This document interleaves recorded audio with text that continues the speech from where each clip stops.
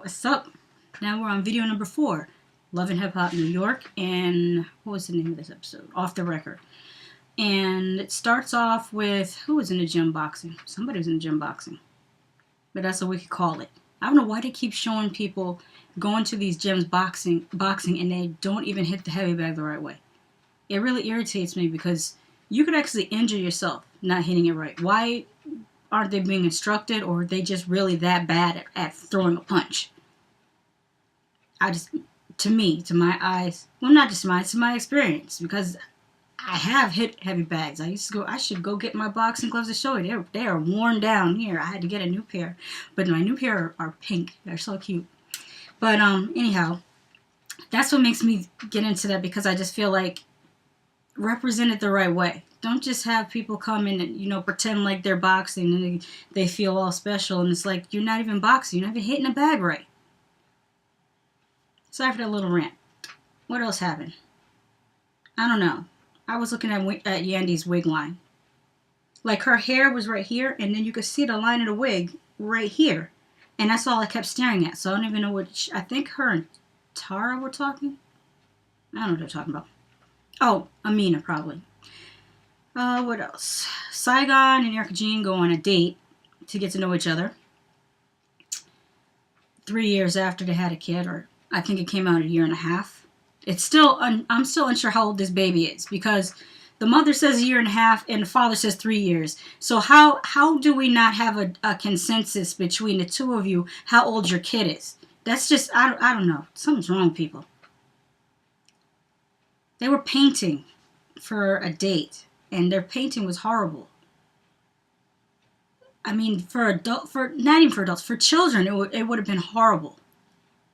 Now, I guess not everybody can be creative, but man, that's pretty bad.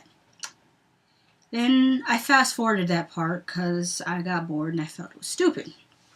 Then Peter Gunz was talking, and all I just keep seeing is his body language, because every time he does a talking head, it's all this, just talking like this and moving back and forth and with the arms, because somebody told him back in 1992 that if you tilt your head down and look up, it makes you look all sincere and people really believe what you're saying when you know you're really full of shit. You know what I'm saying? That's what I see every time he does that. It's like he's stuck in 1992 and he just can't come out. Bet you anything he's still wearing heaven and hell pants. Don't know. Let me know if you remember those. What else?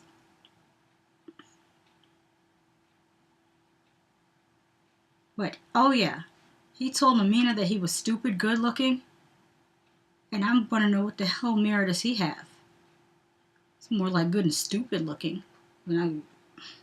Ew. Peter and Rich meet to play basketball and posture like either one of them knows what they're doing in life. And they're both ugly as fuck. I'm sorry. I just have this... It irritates me when people have this whole thing about... I don't know whether it could be guys and both women, but I feel like some people automatically think that they just look good just because they're light. And no, it doesn't work that way. We're not all cute. Some of us are ugly as hell. That's just what it is. Don't think just because you're light and bright that you're automatically good looking, because you look at Rich and you look at Peter and it's like two different sides of the same vomit. It's gross. Both of them. I just look at them. They don't even look like, how some guys look like, 10 miles a bad goddamn road when they're 40s, but you could see somewhere in there where they used to be good looking in their 20s. Not with these two. These two look like they came out the womb getting beat the hell up about the face with the ugly stick. Both of them. And it's just gross. Sorry for that rant, but that's just how I feel. What else happened? Naya meets with Sin, and I don't remember what they were talking about, but I just want to know what the heck happened to Naya's neck, and are we ever going to find out? Like, is someone going to ask her, hey, what happened here? Was it like a machete attack or something? Let us know something, because, you got us looking at these keloids every show, and we don't get an explanation for what happened, where that came from. I just feel like maybe they'll ask you during a reunion or something. I wouldn't know. Yandy talks to Rich about business. He wants to sign Mina. She doesn't because she thinks the whole Mina Rich situation is messy, and she don't want any part of that because she's trying to be a businesswoman. Peter meets with Saigon again at the pool hall, and he says that what better way to spend an afternoon than with a friend in a pool hall. And my husband was sitting right next to me, and he said, "What is this, 1972? Who the hell hangs out at a pool hall anymore?" And I guess, hey, the two of them are some old dudes, and they act like old dudes that are trying to be young dudes, and that makes them look even worse. It's nothing worse than when older people try to act like they're still, or I should say, I think, you should act as old as you feel, but at the same time, there's some things that just look ridiculous, like hip huggers on a 35-year-old woman, or like pants hanging off your ass on a 40-year-old man. There's just some things that are passable when you are 19, not so passable when you're 39. There's just, there's things that just, they don't look right when you get older. What else happened? Oh, Saigon thinks his baby's autistic because he's not talking. And he compares it to the little boy to his little girl, who's 2 months, I believe, apart, or 3 months apart, something like that. And this is what I do like about Saigon. He actually Googled. He says, I Googled it, and he should be saying at least 35 words. And I'm like, I give you credit for at least sitting your ass down at a computer and saying, let me find out some information on here. Because how often you hear anybody in a reality show saying that they did any type of research whatsoever, ever. Just a little Google search.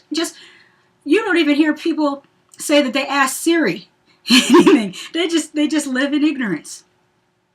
So let me get this stupid ass montage of Yandy and her baby, who, by the way, I feel like they're testing the wrong kid because it's Yandy's baby that looks hella slow. Every time they show that baby, he just looks like,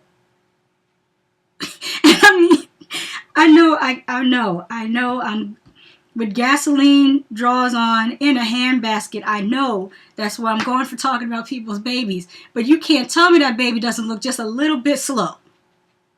That's all I'm saying. What's she talking about? Something about Mendices, I don't care. She says, oh yeah, the lawyer won't talk to her because she was not married to him, which was kind of stupid when you think about it. Because he had to have known he was going to get caught eventually. And he should have married her right away, because if she was married to him, she cannot be compelled to testify in court.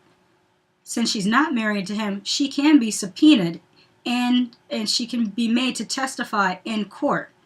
And that was kind of a stupid thing for him to do by not marrying her. He just should have went over to the Justice of Peace just so he can have that little extra bit of covering up his criminal fuckery. What else? Yeah, she's saying she doesn't know because the lawyer's not telling her. But the thing is, if the lawyer's telling Mendices, then Mendices can tell her. But he's not telling her either. So either he's dumb as hell or he's lying like hell. Either way, she's screwed. Then Erica Jean meets with Saigon. He tells her he wants to get the baby tested because he thinks the baby is slow. But at the same time, he blames her, which makes her fly off the handle, which most people will if you tell them they're a bad parent. Even if they are the worst parent, they could be a meth head, crack addict, and if you tell them they're a bad parent, they're still going to be pissed at you. That's just how people are. So she got pissed off and flew off the handle, and they ended up arguing in the parking lot. And I don't know why I laughed so hard, but when she got out of the car, she was shoving him and at the same time yelling, get away from me, but she's hitting him. And then he took her purse and threw it across the parking lot. And I'm like, this is some stupid. This reminds me of like the best episodes of Cheaters. That's what it reminded me. Like, I wanted Joey Greco to come out and start trying to talk one of them down. That's what it felt like. Maybe it's because the parking lot. You always see in Cheaters people having altercations in the parking lot. And that's probably what it made me think. What else happened? I said that. Oh, yeah. Him saying that she had a fake boobs and a fake ass and that she was a hood rat. And I thought that was just really stupid for him to say, because if he actually got to know her before having a baby with her, he probably would have already known that she had fake boobs and fake ass and she was a hood rat had he dated her and got to know her. And then maybe he would have chosen oh, maybe I'll wrap it up because I don't want to have a child with this fake boobs, fake ass hood rat. But no, you guys decided to have a baby and then decide to get to know each other. And then vice versa. She would have known that you were an asshole if she got to know you before spreading her legs open. That's just nasty. What else happened? Yandy goes to see the lawyer, and she's asking him questions about Mendici, and he reminded me of Dave Chappelle in that skit when he kept on saying, I plead the fifth, I plead the 1, 2, 3, 4, fifth. I wanted the lawyer to say that so bad, because every time she asks a question, I can't answer that. I'm not allowed to answer that. It's like, that was a wasted trip. And, oh yeah, he said it was a attorney-client privilege is what they called it. But either way, it was a wasted trip. Then I found out, because I was talking to my husband about it during the commercial, I think, and he Googled to see what Mendici was charged with. And he looked up on Google that he is charged with trafficking $2.5 million in drugs. And as my husband read this, he was like, what is he, Walter Black? If you watch Breaking Bad, you get that. So he's not coming out too soon. Even if what they think they have on him doesn't hold, they'll probably give him enough charges to at least put him away for 10 to 15 years just for wasting their time. But if Yandy thinks he's coming out anytime soon, even with the bail hearing, she keeps talking about this bail hearing. He's probably going to get $500,000 bail minimum. And where are you going to get $500,000 to get him out of jail? I mean, I'm sure Yandy makes money, but I don't think she has, $500,000 just sitting around. And that's if they make it that low. They might make it $1 million bail. So either way, the bail hearing is for nothing because you don't have the money to bail him out either way. So just hang it up. Next time you see that dude, those two little boys will be grown-ass men. And Yandy's too damn grown to be allowing this dumbness. I swear, how do you, as a woman who is supposed to be a career woman, how do you even hook up with a dude who is doing that level of drug trafficking and you just turn a blind eye to her, you just act like you don't see it? Like, I remember I used to substitute for this high school. And there was these little girls in class, they're about 15, 16 years old, and they were bragging about their little drug dealing boyfriends. But they're teenagers. They don't know anything. Yandy's a grown-ass woman. But just to finish that other story, they're bragging about the little drug dealing boyfriends and how this one bought her Jordans and this one bought her a Coach purse. And I said to them, you're getting all these gifts. What are you going to do, a year from now when you have a baby for one of them and they get shot dead or sent to jail? Then you're going to... I didn't say this aloud. I just asked them those questions and they were, saying, oh, it's a good point and all this and that. But in my mind, I was thinking, then you're going to want everybody to feel sorry for you because you're a single mom and you're going to be running around saying, oh, I'm a single mom, I have to do it all by myself. And it's like, bitch, you knew that the nigga was going to get locked up or shot before you even had a baby by him. I don't feel sorry for you at all. I feel sorry for divorcees, like maybe you marry a dude, he cheats on you, he's running around, and then he leaves you. I feel sorry for that. I feel sorry for, widows. Your husband went out to work, he got hit by a drunk driver, he's gone.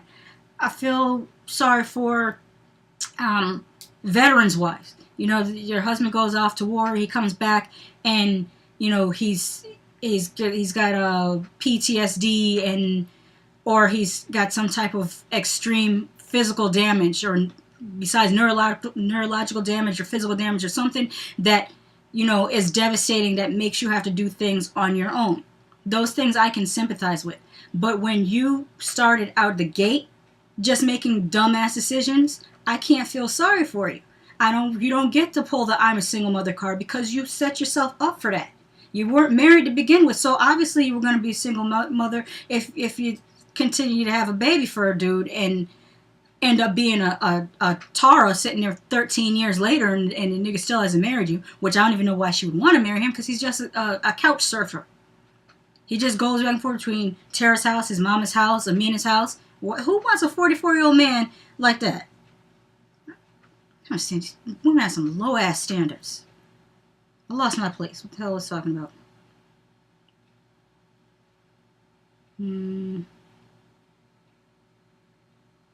Yeah, we talked about. Oh yeah, Tara's walking to work, and Peter walks up on her, saying that he wants to talk. She says that she's late for work, but she still stops. No, she doesn't say she's late. She says she's on her way to work, but she still stops to argue with him in the street for I don't know, 5-10 minutes. I stopped listening. I know I stopped listening because I can't even sympathize with Tara because she is a side. She was a side chick. So how am I gonna feel sorry for you when you were a side chick and then you're upset because your husband, not your husband, your boyfriend, whatever you want to call it, has a side chick when you were a side chick, so that makes a mean of the side chick of a side chick. It's almost like it's like a inception of fuckery because it just keeps going down the line. But anyways, Erica Mena thinks that she can class up or dress up some cootie cutter shorts with a jacket, and she just looks like a 1980s prostitute to me. I mean, I just feel like she should be standing on the corner saying, "You want a good time?" That's what she looked like to me. I've watched a lot of 80s movies, and she just looked like what she had on. Jamie Lee Curtis could have worn, and I forgot what movie was it. Trading Places that she played a hooker. I want to say it was Trading Places that she played a hooker. But anyways, that's what it looked like to me. What else happened? Yeah, Sin tries to talk sense to Erica Mena, but she's dumb as hell. She's not going to listen to that. What else? Oh, Sin wants Erica to squash with Naya. We both know that's not going to happen because we saw the preview of them fighting her throwing money. Yandy talks to her father, and she wants him to stay in New York. And I love his answer. He was like, "I can't afford to stay in here. I live real well in Florida." And that is the damn truth. This is what, in Central Florida, there is a saying that I learned since I moved down here, that this is the land of the $100,000 heir. And it is the truth. The amount of things that you can do in Florida on half of the amount of money of other states is amazing. I mean, when I was house shopping, I was going to go and look at these houses in Kissimmee, and they were 5-bedroom houses, and they were about between $38,000 and $45,000. And the only thing about them was they were right on the edge of the woods. Like when you look on Google Maps, you see the highway about 3 miles away, maybe more than 3 miles away. Then some kind of state road that you had to take almost, to whatever neighborhood. And then you saw like a little cul-de-sac, the front of the house, and then the back of the house, woods for miles and miles and miles and miles and miles. And this was way out on the edge of Kissimmee. And I really liked that they were 5-bedroom houses for that price, but you have to live way the hell out in Kissimmee. And at the time, I'm working in Orlando, and that commute, I already did the 45 minutes back and forth to work thing. I'm tired of that. I like to do the 15 to 20 minute commute. That just makes your life so much better. You just don't understand when it takes 45 minutes to an hour to get to and from work. That wears on you so fast. So I chose a house that was smaller, but it actually cost, this house that I have actually costs more money than those houses, and it's smaller, but it's because it's closer to downtown Orlando.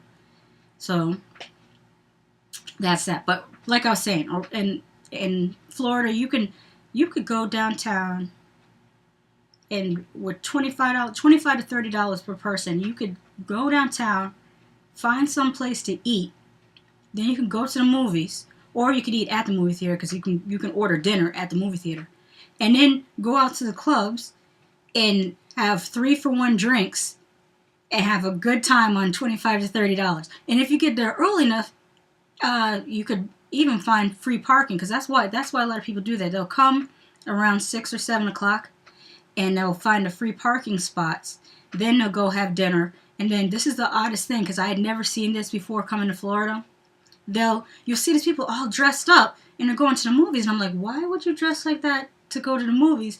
And then you see them come out of the movie theater and walk right across the street to the clubs, and I'm like, oh, what a good idea, because you don't want to go to the club too early, but you still want to get the good parking space. So you go and get the good parking space, go to the movies, come out of the movies at 11 o'clock, 11:30, hit the clubs. I like that. That's Orlando style for you. I like that. But anyways, what was I saying? The father said he lives well in Florida. That's just the truth. Unless you're in certain parts of Miami. Because like I said before, I don't know if you've seen this, one of my other videos, but I've mentioned before that Miami is what I call a wealthy, beautiful city. And what I mean by that is if you're wealthy, if you have a lot of money, it is a beautiful city. If you're broke, it can be ugly as hell. It just depends on how much money you have, where you can be at. There's a good side to it and a bad side, but I'm sure the same could probably be said for LA or New York. But I almost feel like in New York, even if you're broke, it's still not as bad as Miami if you're broke. I don't know. Maybe it's because of, I don't know. I just don't know why I feel that way about New York, but I do. Probably because when I did live in Westchester County, I was broke. I mean, broke to where you decide, okay, should I get groceries or should I get gas? But I still had a good time. I don't know. Whereas when I was in Miami, you feel like you can't really have a good time unless you have some money to spend. Of course, in Miami, they won't even let you in a club if you don't look right. Like, you could have all the money to spend, but if you get to that door and the doorman is like, I don't like what you have on, you can't come in. That's some shit for your ass. Can you imagine you go somewhere? Because that happened to us on South Beach because my husband and my cousin had shorts on. And we went to some club and they were like, this is not a basketball court. So we had to walk back to the hotel, get dressed up, and then come back and he let us right in. Yeah, we have VIP passes, so how about that? How are you going to stop the VIPs because they're not dressed right? That's Miami stuff for you. But what was I talking about? Erica goes to meet with Naya, and Naya wants to see her Birkin bag. And Erica completely missed that little bit of shade that Naya threw at her. She looked at the bag and she said, yeah, it's questionable. And so Erica starts going in on her, talking about how, oh, you're this and you're that. And she thought that Naya was talking about her being questionable. No, she was talking about your bag, Erica. She was calling it bootleg. Which, in a way, is kind of talking about you because she's trying to say you're cheap if you have a bootleg bag. It probably was around about this. But either way, that's what she was saying. And the thing is, it is New York. You can get a lot of knockoffs. You can get really, really good knockoffs in New York, too. I mean, the type that, say you go and you get a Prada bag, the little grommets, they'll have it hammered in there, however they put it into the metal, the Prada in there, and then on the inside, sometimes they'll even go as far as putting a fake serial number on it, because the higher-end bags, a lot of them have serial numbers, and they'll even go as far as put the little fake serial number on it. They have good quality knockoff bags where you really do have to get a close look at it to see, oh, this is not real or not. Not that I care, because I'm not the type of person that's like, oh, you have a fake Birkin bag. I don't care. It's going to hold your keys in your wallet whether it's a real Birkin or not. It's a damn bag. I don't get the whole deal with getting these $1,000 bags to begin with. It just doesn't make sense to me. Even if I had Oprah money, I probably would still go to Marshall's and just get whatever bag I like. You know, that one's pretty. I'm gonna carry that. I don't care. Anything else happen? They were arguing again, and I think Erica threw money at Naya, and that's it. I wish I could remember what more happened. This is even with notes. I still can't say that a whole lot happened, but I still ended up talking a lot. But most of this video is probably not even about Love and Hip Hop. It's probably more of my mental tangents because I can't hold it all together. Anyhow, thank you for watching. Bye.